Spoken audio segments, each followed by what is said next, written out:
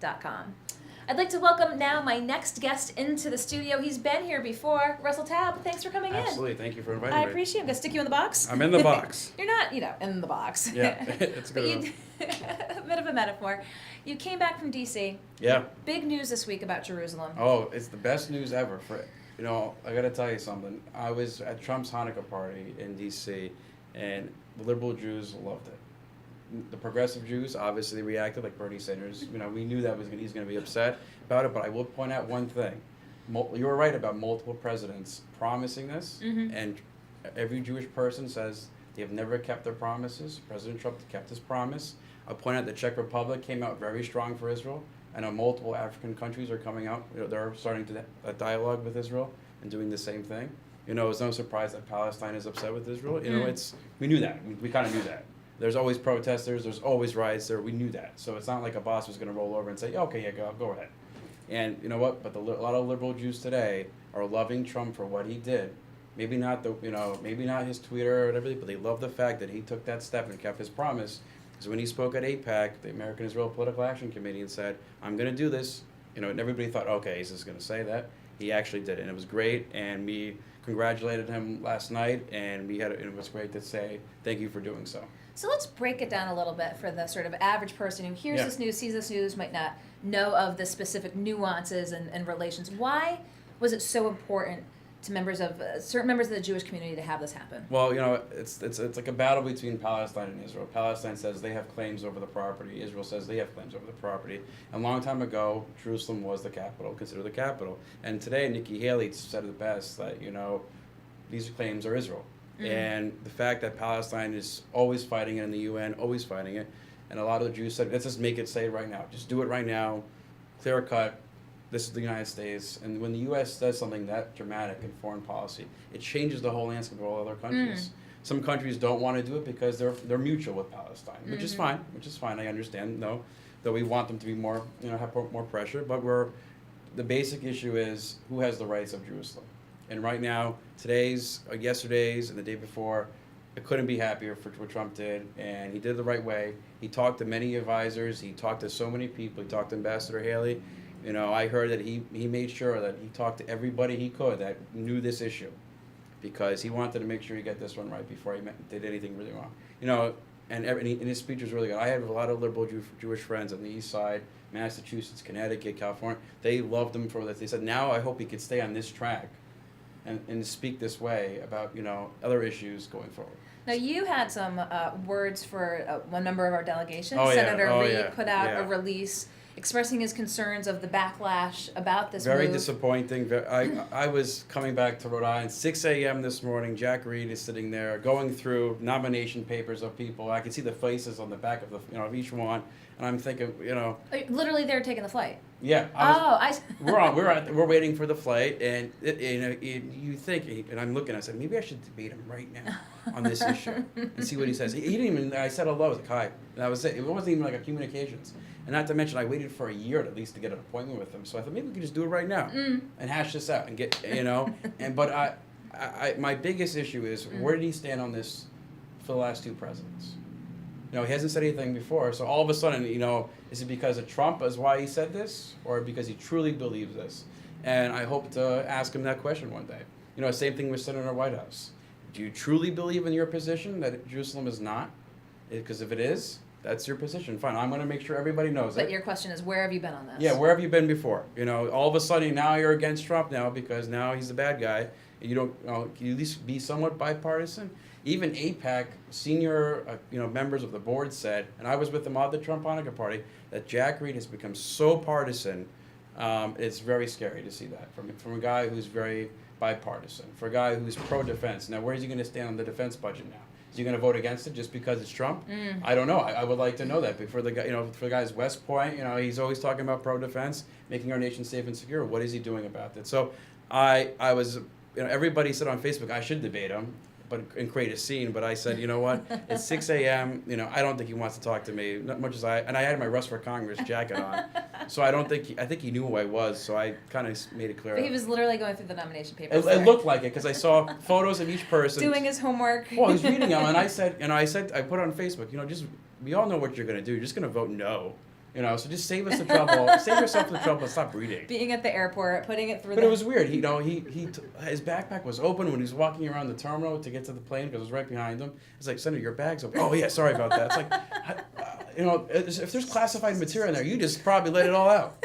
And you're yelling at everybody else. So I didn't know you actually physically saw him because I saw the tweet that you said this is the issues that I have, and we've seen the reaction from. It's been very the Jewish community. We try to meet with him, and his chief of staff said, "Well, I'm going to meet with you instead." Well, why is that? Well, he's busy. Well, he's busy because he's at a fundraiser.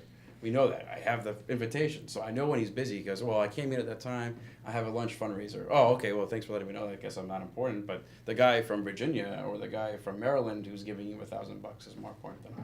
So of all these people who are opposed to this move to recognize Jerusalem as the capital keep pointing to angering other countries and the potential for violence. Yeah. Is there truth to that? I mean, you see some reports of some rallies or this or that, and Bob made the point. He goes, they're always doing something. Yeah, in London. Doesn't take much. It doesn't. In London, the Palestinian movement are protesting, tell Trump no. It's like, what are they going to do? What is Trump going to listen to them? No, he's not. He's listening to his advisors. He's listening. A lot of pro-Israel people, both liberals and Republicans, are with him on, working with him on this. I can tell you that I heard that he studied this really hard. He didn't just say, "Oh, I woke up one morning, I'm going to just do this." No, he really focused on this. And you know what? Some countries are going to have to realize it.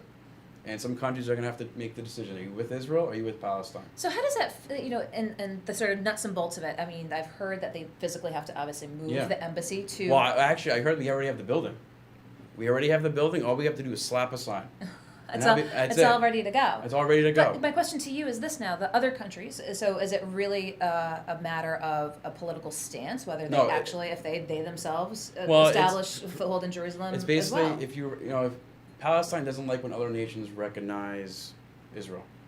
And a lot of them trade with Palestine. We just passed a bill in the House and the Senate to defund money to Palestine. And that's because they call that their pension fund for terrorists. We just passed that bill to defund that, which David Cicilline did vote for, so I did say thank you for doing so. It was very nice of him to do so. He was smart enough to do that. And, so I would point out that, we have to... As a former opponent, it takes a lot. Yeah, it does. It does. And I spoke to him for the first time last week since September 2016. So I have to say it was quite a long discussion we had. But it was like I said, some countries have to take a position, some countries don't because they don't want to upset the status quo. Like for instance, London is the British government, everybody's like, "Oh no, we don't want to upset Palestine, they've been our allies. Like we do business with Iran, we don't want to upset them either, And it's like I can tell you right now, the Czech Republic and other countries are thinking about moving their embassies to Jerusalem now too. Can this sort of duality exist with some still in Tel Aviv and some in Jerusalem? How does that that's work? Up to Palestine. That's not up to Israel. Palestine has to decide that. And right now, Abbas is not playing that card. He's either you with me or you with them. Because if you're against me, I'm against you. And that's the card he's playing. And I did hear that the ambassador to the United States from Palestine, or whatever, I saw him. He was all around trying to speak to as many members of Congress as he can, that he thought were in his corner to call and yell and complain and moan to President Trump. Well, it was a big topic of discussion and focus. It's going to be a discussion for a very internationally. Long time. It's going to be and it's really where the chips fall. Yeah. Oh yeah. And I can tell you, my friends on the East Side who are liberal are very happy that President Trump did that, because it says something a lot about he kept his promise. Because nobody thought he was going to do it. Everybody thought it was baloney at AIPAC. And with all the other candidates speaking, he kept his promise. How long ago did we know this was going to take place? Only a couple of days. A couple of days. Not even a couple of days. I heard about it like 2 days ago. Yeah, that's what I thought it was. A couple of days he's going to recognize it. I was like, well, how long did you know? I only knew 2 days, but I did hear that he had discussions after discussions. He made sure that he got this one right. It's like he really. Listen, I'm not the biggest Trump fan, but he did make sure to understand all the issues as best he can and speak to everybody he can on both sides. Maybe you may not see it, but he does that, and he wanted to make sure he has all the facts. He spoke to Mattis, he spoke to Rex Tillerson. They were making sure that they got this one right, because this is a huge change in foreign policy and something that the U.S. should have done a long time ago. But this president took the chance and he said, "Yeah, we're going to do it. I promise it. I'm going to do it." Well, we wanted you in here to talk about this because you've been active in social media talking about it. Wanted your perspective. Speaking of getting meetings with members, you had a sit down with Rand Paul. I did. How's he doing? He was doing great. It was him and his wife. She was there decorating the office for the holidays, and she stepped out. And I had a quick 20-minute meeting, but he promised me a meeting last year, and we didn't have the meeting. So I said. So what was the discussion topics? What did you talk about? Rhode Island. We talked about Rhode Island. He wanted to know how I was doing just in general, what's going on after the campaign. And so I explained to him, and he wanted to know how's the Senate race going in here a little bit. We didn't talk much about campaign politics because we're not allowed to. Oh. So I said I have to be very, and I said, we have to be very careful because it's we're in the office. We're in the Senate. office. Yep. Yeah, we're not outside. So we talked about how Rhode Island's doing, the economy, a little bit of Rhode Island. We talked, I said my frustrations with Senator Whitehouse, and my frustrations with Senator Reid. And he goes, Russ, you could always call me. He said, well, it's easy. I get in your office and with 1 month. It takes me almost 2 years. I'm not going to see my own guys. And he goes, Russ, that happens, and I made that very clear. And, he said, Russ, you have my contact. We also talked about him coming to Rhode Island and talking about the message of growing the economy, making our nation safe and secure. And he likes boats, apparently, and I did not know that. We've got plenty of opportunities for him here. Well, so his wife and him are going to think about coming in June when we have the Newport that regatta race. Okay, very good. So you may see him in June here. We may see him in June here. We might see him in June right in here. We're going to get him in the studio. Well, if he's whoever the day he comes, I will let you. I will promise you, let you know. We'll get Rand Paul in. Yeah, I will tell you though. I had other meetings with governors, attorney generals. I tell you, I will be bringing in a lot of great people come 18 because my rule is if I'm going to write a check anymore to them or help them out, raise money, that they have to come and stay and educate others about what's going on, because that's how people learn. Instead of from the media, maybe they see it, they meet the person who's actually doing it. And I would point out one thing about Roy Moore that Bob did not say is the person. That was my next question. You stole my thunder. Yeah. The Roy Moore question. The Roy Moore, he is going to win. If he's seated and he's, and ethics says he's wrong, he'll be removed. That's fine. He knows that. But I will point out that the person who did the yearbook, the one piece of evidence we saw today from ABC. That's right. Those notes. Yeah. Notes. Her little notes are forged. And that the whole thing was a whole, so after everybody said, whether or not the other girls happened, I don't, obviously. But what about the woman who went to the Washington Post? Yeah, so like I said, I believe it as best I can. But that one lady said, if you don't want to hand the yearbook over, it's the only evidence you have. Hand it over and just tell us, show us. Tell us the truth. Here are the facts. And it's evidence, here you go. And you know what? It was proven wrong. I got to tell you, it has helped everybody there. And he's going to win. And I have a feeling he's going to win by 6 points. ABC's taken a couple hits in the last couple weeks. Well, you had fake news. Come on. I mean, I don't know if I've said that, but yeah.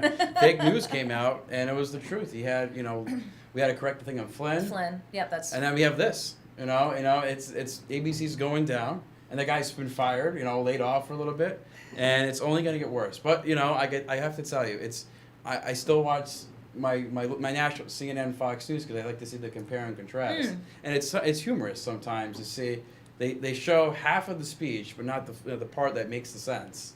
But it's good to, and I applaud you for that when I talk with folks about media, seeing it from sort of the other side, whatever your side might be. Yeah. And if you're in the middle, take a look at how both sides present it, and then make that informed decision yourself. As you said, you see half a speech on one side, half a speech on the other. Yeah. Understand what you're getting from each and why, and make an informed decision after you have taken it all in. Well, CNN maybe not be everybody's favorite, but and I still watch it because sometimes they do take a swing at liberals and say, yeah, he's wrong. Al Franken, boom. They went after him. They highlighted everything. They kept doing it and making sure he held accountable. It was a little weird that he says, I'm going to step down in a couple of months. I don't know why you just say next week. What did you think of that resignation speech? I think it was all about himself. It was all about himself. But from an actor, he's an actor. He's a comedian. He was just, he's playing the role. That wasn't funny. There was wasn't. Nothing funny. But he made it all, he knows how to play the role of, I'm the bad guy, feel bad for me, please, my family. It's like, you know what? I don't feel bad for you. I don't. You're a politician. You're no longer, me feeling bad for you is gone. I always say the taxpayer is more important than the politician. And I even ask politicians that question, and they're like, well, we can't answer that right now. I'm still in office. Yeah, I don't want to answer that question right now. I'm a little busy right now. It's like, oh, all of a sudden you're busy now. So when you mail me that fundraising letter, you're going to be busy. I'm going to be busy too. Do you spend, how much of your week, how much of your month do you spend in D.C.?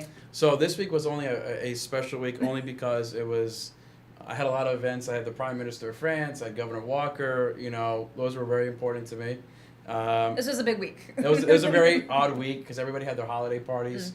I had the Republican Attorney Generals Association Christmas party. Corey Lewandowski had his book released, so I happened to be there. He asked if I would stop by. You had Trump's Hanukkah party. You basically just never left Trump International. I didn't have to because it was like a circle. But it's a very nice hotel. It's Republican. You just never left. You just sat down. I did, and went to each party. But next week I'll be there again for Vice President Pence's Christmas party. And I'm only going for that. And then I have some meetings with members of Congress who owe me a cup of coffee, actually. Because they felt bad not helping me out last time. And they said, Russ, I wish you ran. I wish you won. I expect to see some more pictures with members and coffee cups. You will see. moving forward. Well, actually, I bring one. We actually this weekend we just had Congressman Don Bacon from Nebraska, and he did a great event. He was an Air Force general, and we just did an event for him Sunday. And I think the next person who's coming next month will be either Congressman Roger Williams of Texas. We're looking at that, or we're gonna have a doubleheader, 2 members of Congress. So. Well, we're going to have you back in sometime very soon. I appreciate Awesome, you taking the time thank to you come so in much and for talk with inviting us. me. Absolutely. Russell, I'll let you get off to the weekend. Thank you. Get over your Thank jet you. lag. Yeah, thank you. Russell Taub ran for Congress in 16, was here to talk this week a little bit about his take on President Trump and the United States declaring Jerusalem as the capital of Israel. Also addressing some of the members of our delegation's take on it, and then as well as his discussions with elected officials in Washington, D.C. We've had Russell in before. I'm sure we'll have him here again in the future. So we appreciate your tuning in today. As we go into the weekend, we're again expecting some snow. Just keep an eye on the roads, on the weather reports. Be safe out there. We look forward to seeing you again next week back here in studio when it's Business Monday with Josh Fenton and, of course, Lifestyle with Molly O'Brien. We wish everyone a great weekend. Go Local News editor Kate Nagel.